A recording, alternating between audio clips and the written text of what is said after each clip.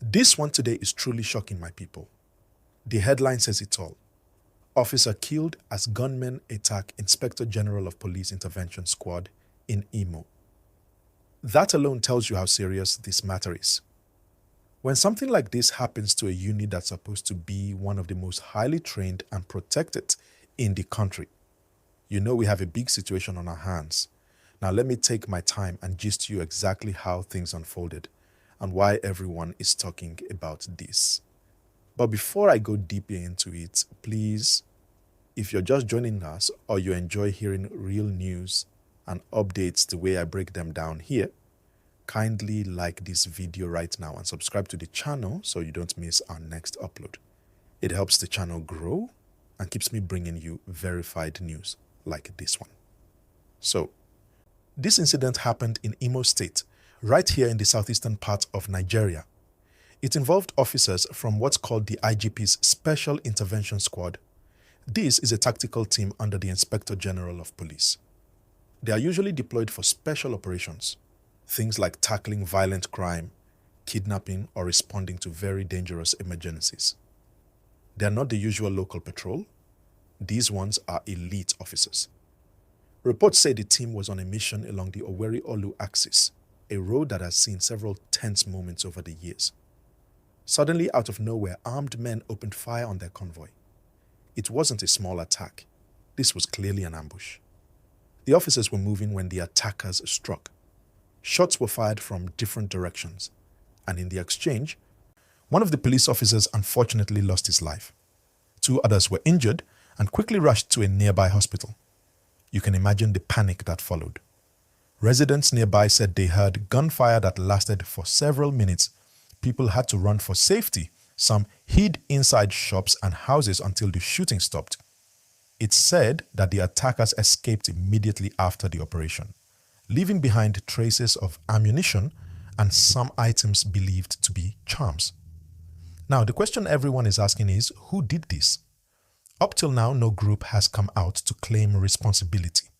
The police say investigations are ongoing, but many suspect it could be linked to some of the violent groups operating in parts of the southeast. You know, for years now, Imo State and neighboring areas have faced issues with gunmen launching surprise attacks on security officers and government facilities. And every time, it raises the same concerns. What's fueling this level of violence and when will it stop? I'll say this again. If you haven't liked this video yet, please hit that like button now and subscribe. It encourages me to keep breaking down stories like this in a way that everyone can follow and understand. Now back to the story. The Inspector General's team being attacked sends a powerful message, and it's one that the authorities are not taking lightly. After the ambush, the Imo State Police Command reportedly launched an immediate manhunt for the suspects. Patrols have been intensified and checkpoints were quickly mounted across major roads around the area. Residents are being advised to stay calm but remain alert.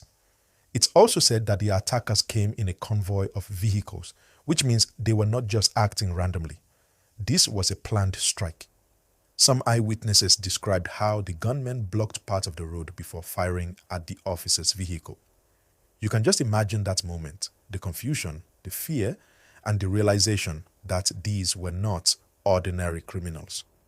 The Inspector General of Police, from what I gathered, is said to have ordered a full investigation into what went wrong and how the attackers managed to get that close to a tactical unit. You know what that means? Someone somewhere might have leaked information, or maybe there was a gap in intelligence. Whatever the reason, the authorities are determined to close in on the people behind it. And let's not forget the human side of this. The officer who lost his life, that's someone's father, son, or husband. It's not just another number. These are people who leave their homes every morning to serve the country, often without knowing if they'll return home safely. So, beyond the security story, there's a family somewhere tonight in tears, mourning a loved one who won't be coming back. Now, I want you to think about this for a second. If attackers can face a top police unit head-on and cause this level of damage, what does that say about the growing boldness of these criminal elements? It means they're becoming more confident, more daring. And that's exactly what's worrying people across the Southeast. But in all of these, the police are not backing down. They've promised to bring the attackers to justice and have already started combing nearby forests and communities. Helicopters were reportedly deployed for surveillance, and tactical teams are on standby to respond to any further incidents. Please, if you've been following from the start, take a moment and click on the subscribe button. When you do, turn on the notification bell too, because I'll be giving updates as soon as there's progress on this story. The bigger question now is, what exactly is the motive behind this attack? Was it just to send fear, or was there something deeper, maybe revenge or intimidation? Because remember, in the past, we've seen similar attacks linked to separatist groups who claim they are fighting for self-determination.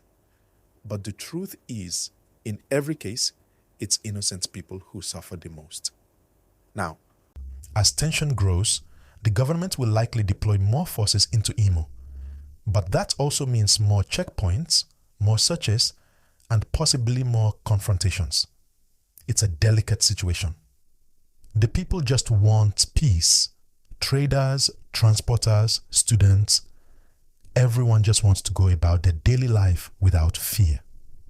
I can tell you that the next few days will be very critical. Investigators will be studying bullet shells, vehicle tracks, and maybe surveillance footage from nearby areas. They'll also be checking with informants to trace where the attackers escaped to. But one thing is clear, this was not just an attack on the police. It's an attack on national security itself. It shows that even the strongest forces are not entirely safe. And that's what makes it so alarming. You see, security experts have been warning that attacks like these could spread if quick action is not taken. The pattern in Imo, Anambra, and Enugu has been similar. Sudden ambushes, quick retreats, and little evidence left behind. It's a method that confuses law enforcement and causes fear among residents. And that's why people are demanding a different approach, better intelligence sharing, use of technology like drones, and closer community involvement. Because the truth is, some of these attackers live among ordinary people. They blend in, pretending to be locals until they strike.